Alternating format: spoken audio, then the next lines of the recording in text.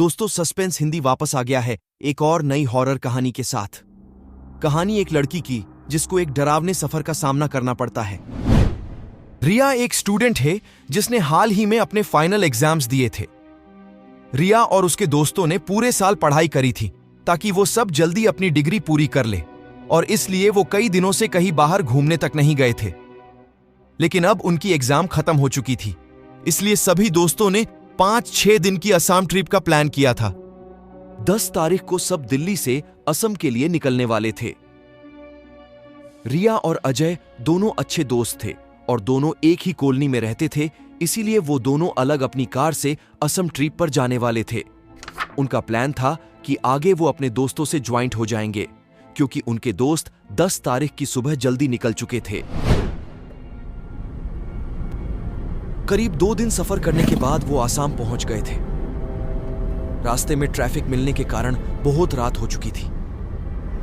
रिया ने अपने दोस्तों को फोन लगाया जो उनसे पहले आसाम पहुंच चुके थे और एक होटल में ठहरे थे।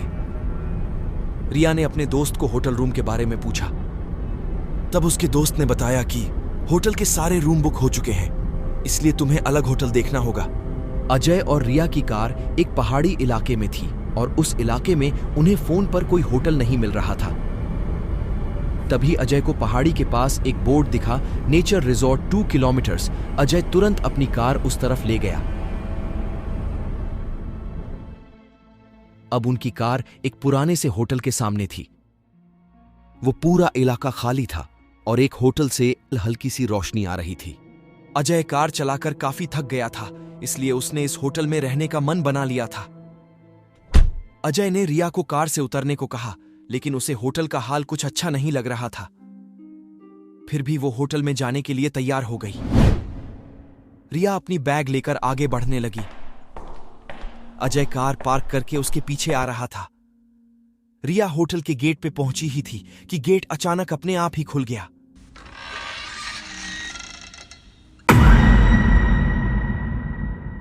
रिया डर गई और वहीं रुकी। तभी अजय बोला, क्या हुआ?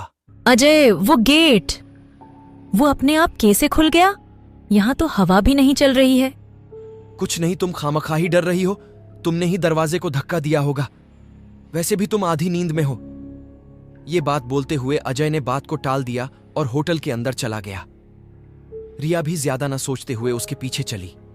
अजय होटल के रिसेप्शन टेबल पर गया, लेकिन वहां कोई नहीं था। उसने आवाज लगाई, कोई है? तभी एक लड़की अजय की ओर आई और बोली, जी बताइए, मैं आपके लिए क्या कर सकती हूँ? अजय ने उसे रूम के बारे में पूछा और उस लड़की ने एक चाबी जिस पर रूम 5 लिखा था वो अजय के ओर बढ़ा दी और सीढ़ियों की तरफ इशारा किया। अजय ने कहा कि हम जाते वक्त पेमेंट कर देंगे। इस बात पर वो लड़की अजीब तरह से मुस्कुराई और चली गई। अजय और रिया सीढ़ियां चढ़कर अपने रूम में पहुंचे। अजय रूम में जाते सीधे बेड पे सो गया। रिया फ्रेश होने बाथरूम में गई। उसने मुंह धोकर जब आईने में देखा, उसे उसका चेहरा अजीब सा लगा।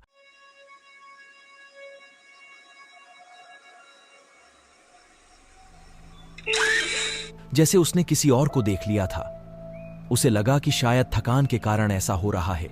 तो चाय या कॉफी लाने के लिए उसने वहां के टेलीफोन से रिसेप्शन पर कॉल किया, लेकिन किसी ने फोन नहीं उठाया। फिर अजय खुद रिसेप्शन पर ऑर्डर देने गया, लेकिन वहां उसे कोई नहीं मिला। पर रिया के लिए वो अपने कार में रखे कॉफी के थर्मस को ले आया, जिसमें थोड़ी कॉफी बची थी, जिसे उसने रिया को दे दिया।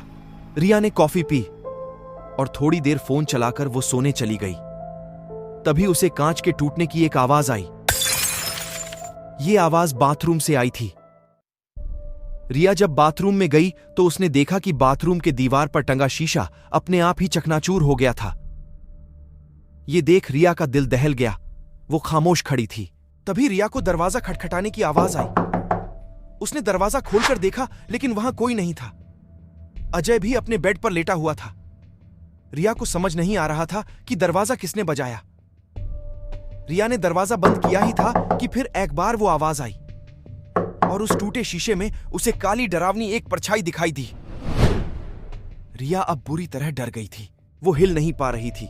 उसने अपने शरीर में कंपकपी सी महसूस की। रिया ने फिर से दरवाजे पर हल्की हल्की दरवाजे को खटखटाने की आवाज सुनी। इस क्षण वो चिल्लाना चाहती थी। उसने अपनी आंखें बंद की और वो प्रार्थना करने लगी, और आवाजें बंद होते ही रिया तेजी से बेड की ओर भागी और उसने अजय को जगाया, जिसने कुछ भी नहीं सुना था। बाद में जब उसने अजय को सब कुछ बताया तो उसने बाथरूम को चेक किया, पर वो शीशा पूरी तरह से ठीक था। अजय रिया पर चिल्लाने वाला था, लेकिन उसने रिया के चेहरे पे डर को देख लिया था। इसलिए उसने किसी तरह रिया को समझाया और कहा कि आज रात हम यहां रह लेते हैं और कल सुबह होटल बदल लेंगे। अजय ने उसे संभाला और रिया सोने चली गई। उस घटना के दूसरे दिन जब सुबह सुबह अजय और रिया होटल के रिसेप्शन हॉल में पहुंचे, तब उनके होश उड़ गए, क्योंकि रात भर में वो जगह एक खंडहर में बदल चुकी थी। तभी अजय की नजर वहां टंगी और धूल में लिपटी एक तस्वीर पे गई। अजय जब उस तस्वीर को साफ किया तो वो दंग रह गया। वो तस्वीर उसी लड़की की थी जिसने अजय को कल रूम की चाबी दी थी। वो तस्वीर काफी पुरानी थी, करीब 19 के दशक की। अब अजय को यकीन हो चुका था कि रिया ने जो भी देखा था वो सब सच था और ये होटल एक हॉन्टेड जगह है। इसलिए रिया और अजय जल्दी अपनी कार की तरफ भागे और उस डरावनी जगह से काफी तेजी से निकल गए। उस पहाड़ी इलाके में उनके फोन काम नहीं कर रहे थे। थोड़ा आगे जाकर अजय को सड़क पे एक फल बेचने वाला मिला। अजय ने उस आदमी से रास्ता पूछा, लेकिन अजय को काफी डरा और जल्दी में देख उस आदमी ने अजय से पूछा, क्या हुआ, आप बड़े घबराए हुए लग रहे हैं। फिर अजय और रिया ने उसे पूरी बात बताई। तभी वो आदमी बोला, क्या आप वहां गए थे? अच्छा हुआ आप लोग जल्दी वहां से निकल गए। अजय ने पूछा, लेकिन ऐसा क्यों? उस आदमी ने जवाब दिया, एक वक्त था जब नेचर रिजॉर्ट एक बहुत अच्छा और फेमस होटल हुआ करता था।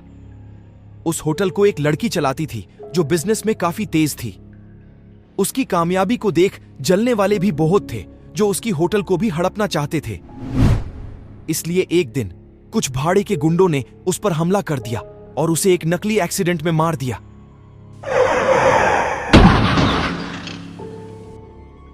लेकिन जब उसके दुश्मन उस होटल को कब्जाने गए तो होटल के पास जाते ही उनकी खुद की गाड़ी उस पहाड़ी से नीचे गिर गई और उनकी भी मौत हो गई। तब से वो होटल एक खंडर बना पड़ा है जहां अक्सर अजीब घटनाएं देखी जाती हैं। ये सुन रिया और अजय शौक हो गए थे। जरा रुकिए, आपको हमारी कहानी पसंद आई होगी तो आपको बस उस लाइक के बटन को क्लिक करना है और हमारे साथ जुड़े रहने के लिए उस सब्सक्राइब बटन को क्लिक करना है। आपके सपोर्ट से हमें प्रेरणा मिलती है। फिर मिलेंगे एक नई और सस्पेंस से भरी कहानी के साथ। जय हिंद।